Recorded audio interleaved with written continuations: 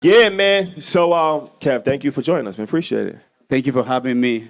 Yes. Merry Christmas to everyone. Yes. Thank you, sir. Yes. We last time we saw you was at Invest Fest, Yeah. and before that we was at Lake Como.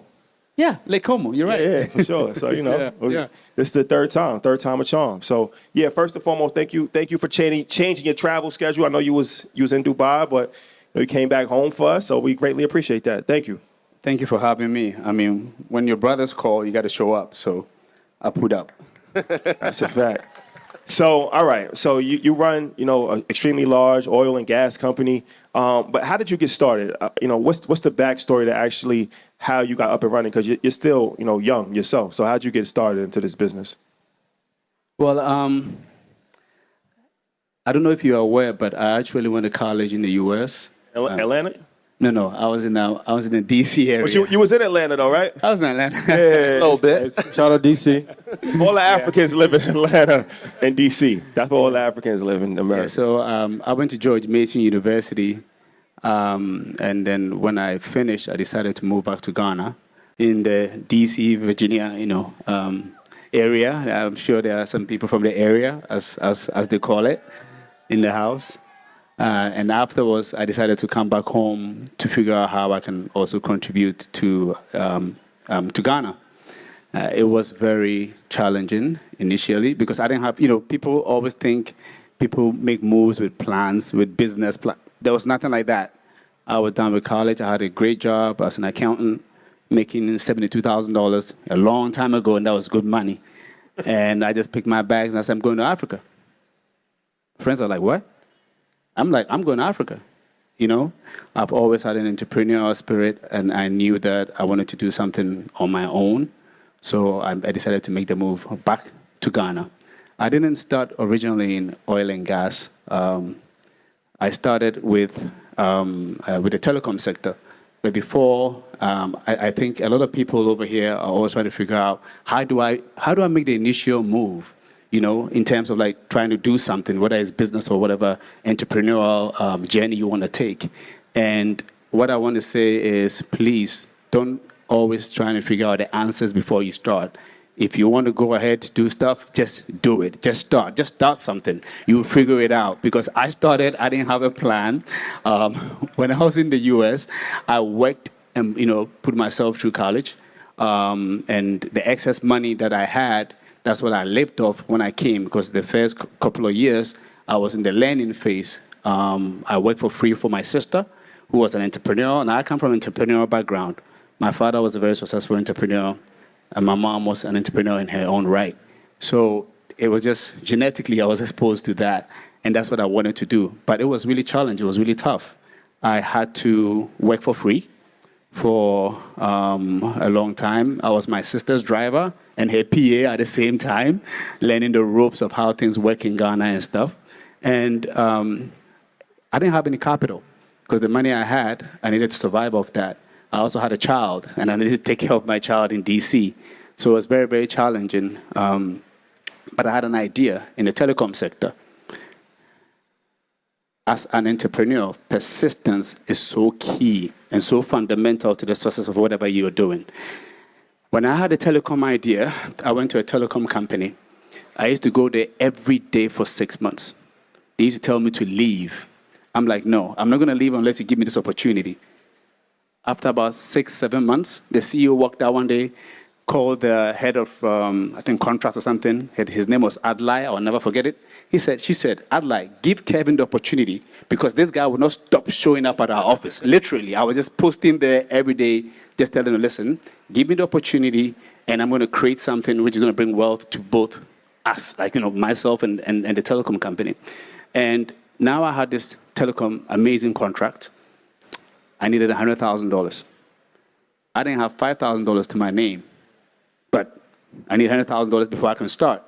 So what do? I go into a bank. I didn't have any collateral. I go into a bank. I see the CEO of a bank at 5 p.m. I present what I have to him. The man looks at me. He tells me, all right, let's go downstairs. So his office is on the 5th floor. We go to the banking hall. He tells the lead teller, give him a bank draft of $100,000 to the telecom company. And tomorrow, Kevin, come and fill the application forms for the loan we're giving you today for 6 months. He believed in me because I believed in myself. He could see that I believed in myself. So he told me, he said, I have a limit of $100,000, and if you don't pay this money, I'll be sacked, literally. You have 6 months to pay this money back. The man believed in me because my story was very compelling, and he could see that I really wanted to do well for myself and believed in my ideas. So basically, it was because of the idea. Now, fortunately, I was able to pay the money back within 2 months. So then that opened other doors for me. And that's how I moved from telecoms to oil and gas. I mean, bottom line, that's how I started. So I started in telecoms, but I started with the idea of belief and persistence and just going for what you believe in. So what's the first thing that you did in the oil and gas space? Ooh, so oil and gas, the first thing I started doing in oil and gas was in the trade. I started with the trading sector. So I looked at oil and gas, and I found it surprising. How do people go deep in the ocean and find oil and gas? So I was really interested in that. And we tried in 2006 to apply for an acreage in the ocean. I was 26. I didn't have any technical or financial muscle to do that. And the government of Ghana rejected our application and told us we don't have the financial or technical capabilities, which is true. So what did I do? I decided to invest my telecoms profits that I've made to create and build the capacity, both the financial and the technical capacity to get into the oil and gas. So I reinvested the proceeds that I made. So I could have gone out balling on Lamborghinis and stuff, but I believed in my dream. So I made a transition from, investing in myself, investing in my business, investing in what I believe in. That's how I made a transition from telecoms to oil and gas. You, real quick, because Ian, I'm going to let you go, but you said that you had to apply to get acreage. That's so foreign to us. So you found like water and said, like, we want this space. How did this process go? Like, you knew that was there? Like, how did it go? So it's quite interesting. I mean, currently I own an asset which is like the size of New York City. So it's about 700 square. Make some noise for that, man. This is not an everyday thing. What? Yeah, I own an asset deep in the ocean. It's about the size of New York City. It's about 70 kilometers, in the ocean. If you're on a chopper, it will take about 45 minutes to get there on a chopper. If you're on a boat, maybe 8 hours. But it's about the size of New York City. It's really huge.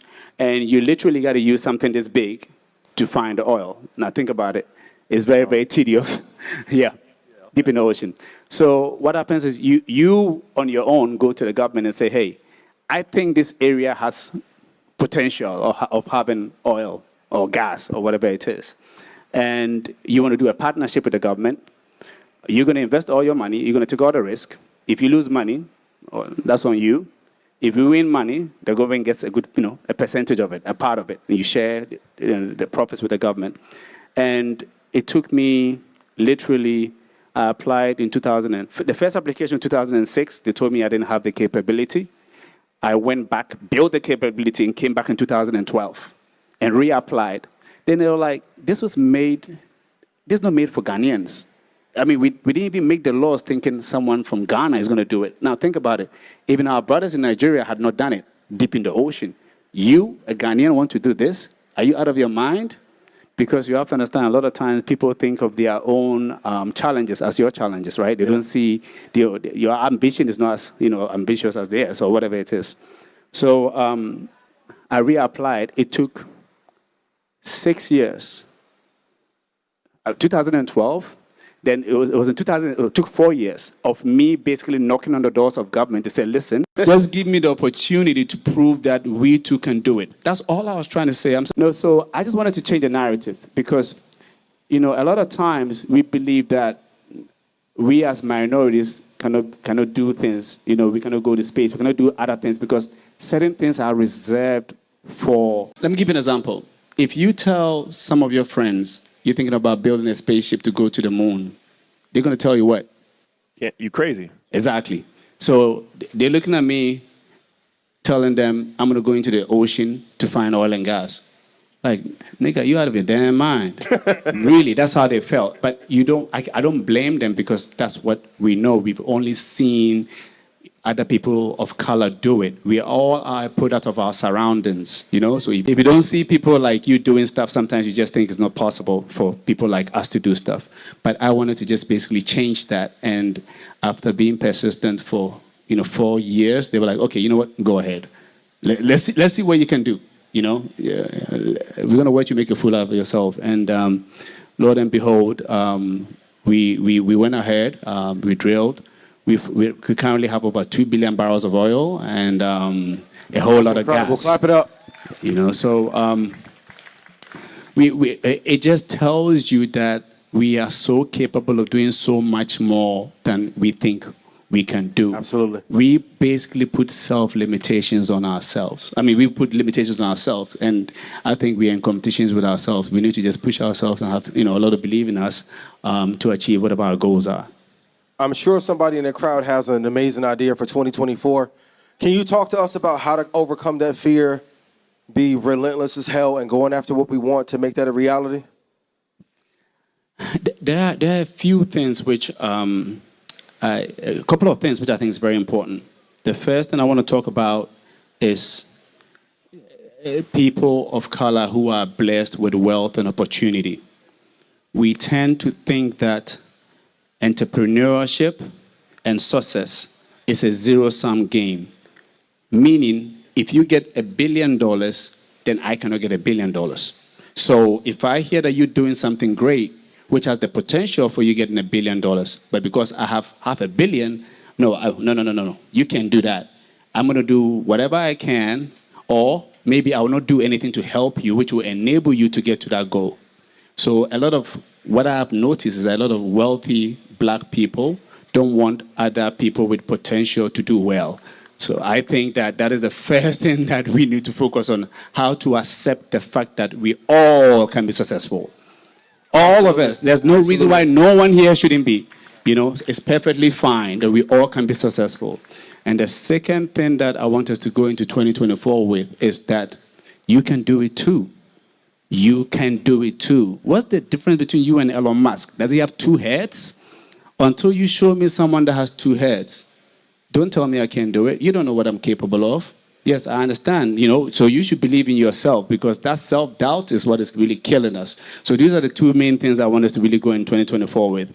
Let's see how we can help each other, and let's have some faith in ourselves and believe we can do it. As a follow-up, real quick, where does that belief in yourself come from? Because not everyone has that. And the most important thing that I want everyone to leave with here is that they can do it, but where does that undying belief from yourself come from? I mean, as I said, I think we are all a product of our surroundings. As I said, I moved back to Ghana. I didn't have a plan. It was very difficult. I used to run out of gas. I didn't have money to buy gas. I used to run out of gas. But not once did I feel like I was poor. Psychologically, I felt like my money was coming. It's just a matter of time. So I've always had that feeling. If you sit there thinking, it ain't going to work out, probably ain't going to work out. But if you believe it's going to work out, failures are going to come through your way. However, these failures are actually lessons to get you to where you need to get to. So that's where I get that. That's where I get that from, man. I love that. Quick follow-up to that. Oil and gas is a competitive space, right? And so as you're breaking new ground, especially for the country, what is it like from the competition? What kind of challenges are you facing? I'm sure there's people that are like, no, we can't let him win. Ooh. Yeah, it was a tough one because I'm the first of our kind to really break through. It was really challenging. So a lot of entities tried their best to ensure that I will not be able to achieve that. Now, let me give an example. I was in a meeting with a company in Houston, oil and gas company. So, we're all doing well. We're having a chat. So it's like, so how did you start? I'm like, well, I took the profits that I made in my downstream, which is the trading business, reinvested all my profits in the upstream, because when you drill one well, it's about $100 million. One well, $100 million. And I didn't have no bank loan. Okay, no bank is going to give me a loan. No local bank because it has the ability to help, and no foreign bank because I'm black. You're crazy. We're not going to give you any money. So the guy was looking at me, and I'm like, I reinvested my profits. He said, you did what? He said, when I set up my company, I resigned from an organization. I set up a company, and Blackstone gave me $400 million. That's how I started. I didn't even have an asset. They gave me $400 million and said, go figure out, which oil asset you can acquire. So he looked at me like, you did what? You used your own what? So it's very challenging, But out of all those challenges comes the blessings and comes the success. So if you believe in yourself, if you believe in what you're doing and you put your own money in, think about what the next person is going to do or what the bank. So now I have people like, running around me, following me with money, say, just we want to invest in you or we want to give you a loan or whatever it is. But I basically use my own profits. I have no debts, nothing like that till this day. I still have no loans that I have no loans that I've drawn down on. I have lines, but I've not drawn down on anything. So sometimes if you believe in your stuff, you got to put in your own money, and they don't always expect, because they don't want us to win. You have to understand, they don't want you to win. You got to take it. You got to believe in that. You got to keep it going. You know, I'm going to give you nothing for free. Fact. Stay away from they. But Very important. Let me ask you this. We was talking backstage. There's a lot of Americans here, and we were talking about people, opportunities in Africa and where in Africa and different things. And you were saying like there's just so many opportunities, right? So can you speak on that for the Americans that may want to start businesses or have some investments? What perspective can you give them? Okay, so first of all, I think that when people look at investment opportunities, the first thing that they think about is capital. I don't agree. I think the first thing you got to think about is an idea, what it is that you want to do. The way I see Africa is this. So I see America or the West as a farm, a very sophisticated farm. They have all kinds of things planted off the farm.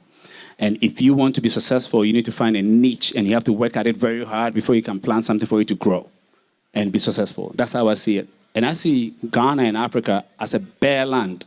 You just have to find a spot, get some cow manure, put it there, plant something that you think you can really sell, sprinkle with some water, and then it will work out. So I feel like there's so much opportunity here. However, we don't think of any ideas. And sometimes you figure it out on the ground. My background is accounting and finance. I didn't know nothing about telecoms. I don't know nothing about oil and gas. But I figured out, being around, just being in Ghana. So please don't always think of, I need to find $500,000, or I need to find $100,000, or I need to no. Just, there's so much opportunity here. There are people that came here with next to nothing. Well, you gave us a great example of the porta potties. Yeah, tell us about that. So, like you were saying, so many things that you don't even think about, and then it's like by the time you actually figure it out, it's already done. Yeah, because the porta potty situation for yeah. So because what people want to do is people want to follow the train. They want to go where they hear, this line of business is really successful. By the time you hear there's a really good line of business, it's over. I mean, people have made the most out of it, and the entry barrier will be higher, the returns are going to be lower and stuff. And like I said, it could be as simple as creating any brand, anything at all from here. So it could be real estate, it could be you name it. I mean, real estate back 10 years ago, 15 years ago was way better than it is today.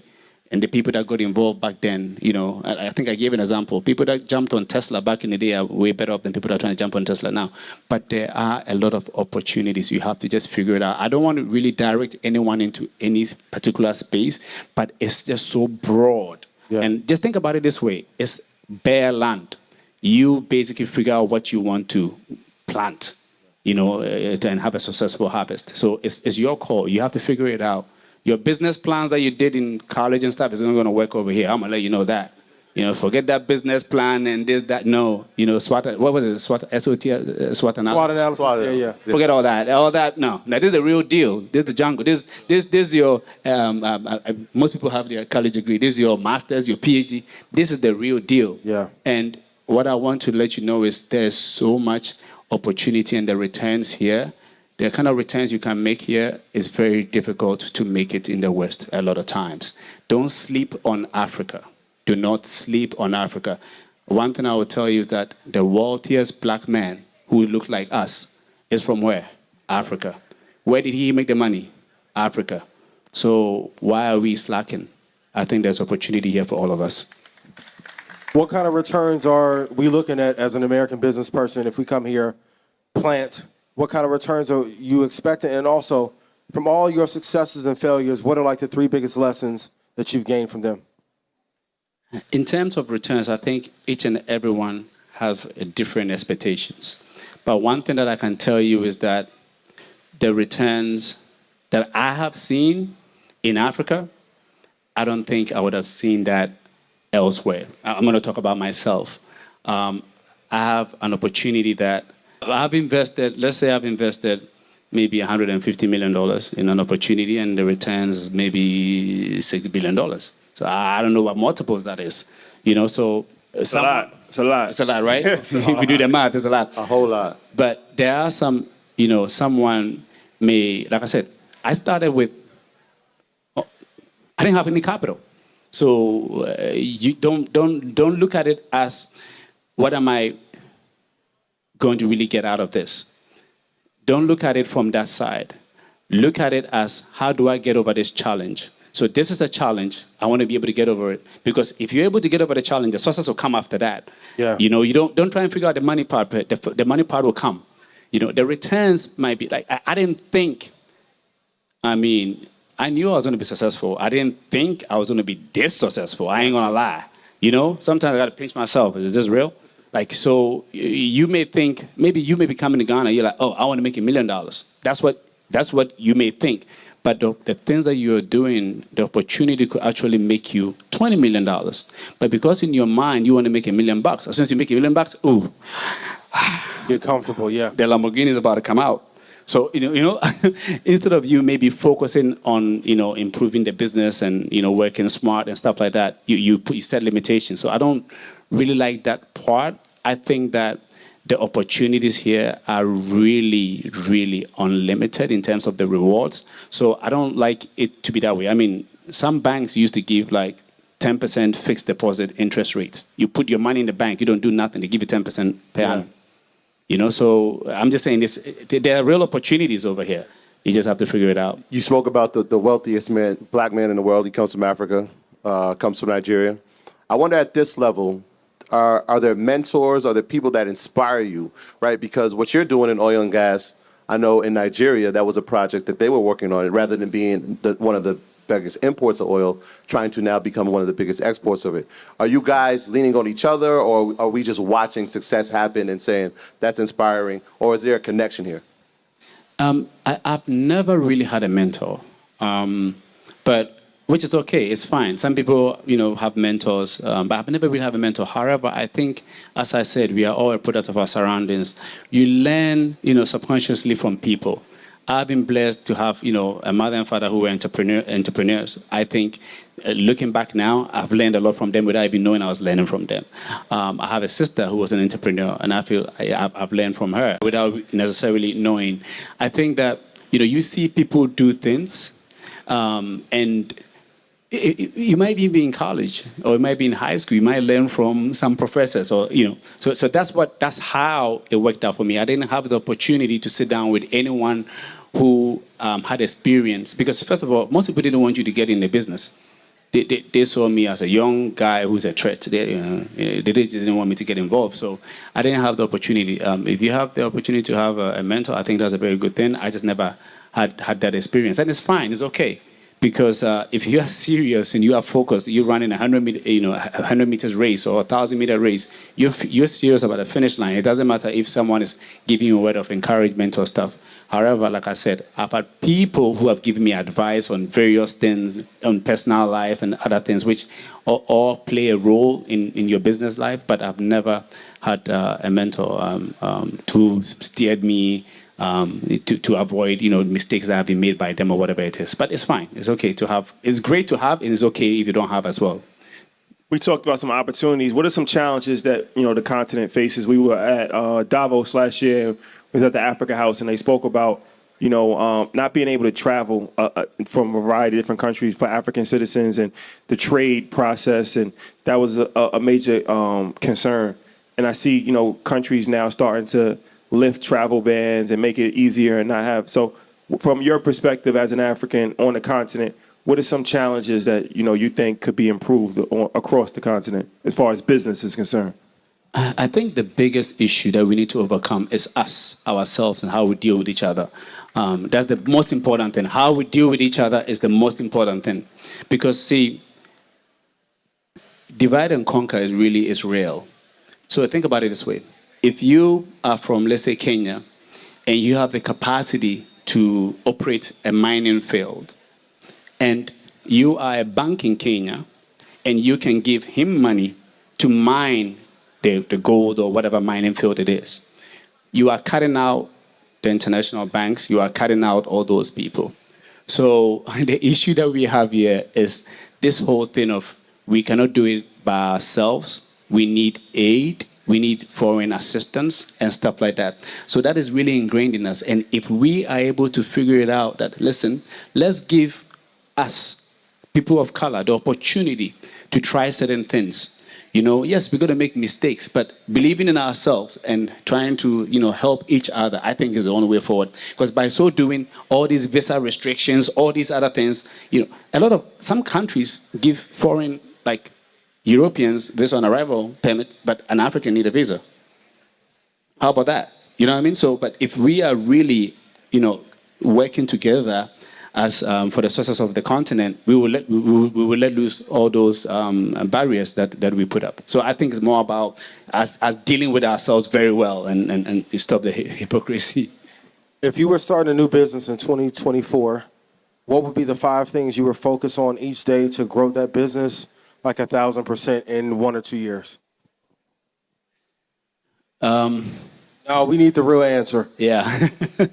Well, I mean, I live, I breathe, I sleep oil and gas. I know it inside out.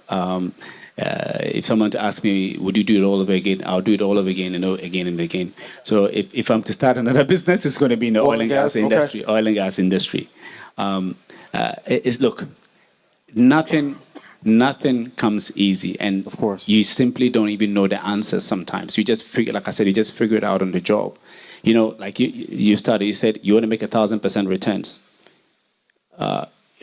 Sorry. Look, I just lost a friend right before I got on stage, literally a few minutes ago. Damn. Very good friend of mine, childhood friend. Sorry. I'm sure she had plans. Sometimes you may have all these plans, but things don't work out the way it's supposed to work out, which is fine. So you may want to make 1,000%. Maybe if you get into the business, you may make 10%, you may make 20%. It is fine. Like I said earlier, you can start a water bottle business. It may last only 2-3 years, but you may make some money out of that. And you may learn some experiences out of that. Out of that, you go into making microphones which work business. A needed business. Yeah. Sure.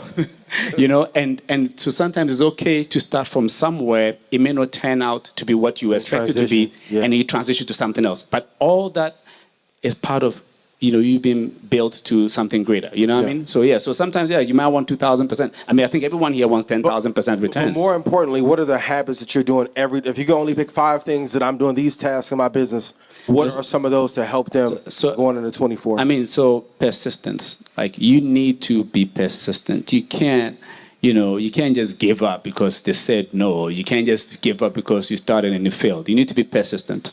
Very, very important. You need to do your best to be very honest with yourself. If you know you don't have the ability to put together a team to help you build a rocket, and you don't have the ability to raise the funding to help you build a rocket, don't be going around saying you're going to go to the moon. Like, no one's we're going to take it serious. You need to be honest with yourself if you really want to be successful. The other thing that I personally believe in is prayer. So I don't know about you. Everyone might have something different, but I believe in prayer. Prayer works for me. So I go for the 2 P's, prayer and persistence. Have always worked for me. You need to really, some people are very good with analyzing situations. I have a friend. He's very smart, but he's not an entrepreneur. But he's a good manager. If you want to jump into the pool, he will go and stand by the pool and dip his toe, come back, analyze all these things. 2 hours, he still hasn't jumped in the pool. As an entrepreneur, if you really believe in what you are doing, you just sometimes just got to go. Got to go for it. You just got to go for it. Just do it. Don't be trying to overthink it. You're overthinking it, bro. You're either going to win or you're going to lose. 2 options. What else is there? So, so a lot of times we keep on hesitating. I think we just got to go. Just do it. So these are the things that I believe that should be the basics and the fundamentals to whatever it is that we are trying to achieve in business. I love it. You spoke about coming here to Ghana. Obviously, oil and gas was on the forefront of your mind. Are there other countries? No, it wasn't. I didn't even know about oil and gas. Before you came. Oh, you were still doing telecom. That became the business. Are there other countries on the continent, there's 54, that people should be looking at, that there's opportunities inside of them as well, right? Because we know Ghana, and for America, it feels like this is the first place we got to come. Talk about some of the pros and cons of some of the countries, and where are those countries on the continent? Great question. Nigeria is the biggest, country in this region. I mean, I think it's the biggest economy in Africa right now. Definitely, in terms of West Africa, Nigeria is a big dog. It has a lot of opportunity. It has some cons, which I think they are working on, some security issues. But Nigeria has opportunities. A lot of African countries have opportunities. I think we need to stop watching Discovery Channel so much with kids with koshoko and flies and stuff. There are real opportunities in Africa. Look, GE is here, Microsoft, they're all on the continent. All these blue chip companies are on the continent. So I don't want to limit any country. I mean, we have operations in other African countries as well, some in the French-speaking countries, Burkina, Mali, all over. So, you just have to figure out what it is that works for you. If it doesn't work for you in Ghana, it doesn't mean it will not work for you in Nigeria. It won't work for you in Congo, Angola, Rwanda, Kenya. I mean, it's huge. It's massive. So you have to figure out your niche and what works. I just believe Ghana is the gateway to Africa. And then through the gateway, you can go. Clap it up for that. Well, yeah. Well, you can go wherever else you want to go. So that's my opinion. Africa is open. I mean, Ghana is open for business, but Africa is also open for business. So we want to thank you. Be generous with your time. My last question is: in 10 years, what's your plan? Where do you see yourself? In 10 years from now. This hits a bit hard because, like I just said, I lost.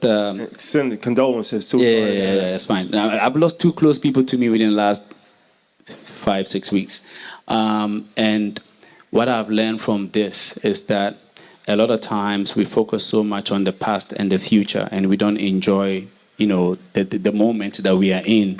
I think we need to start enjoying the moment that we are in. We need to start, and what do I mean by that?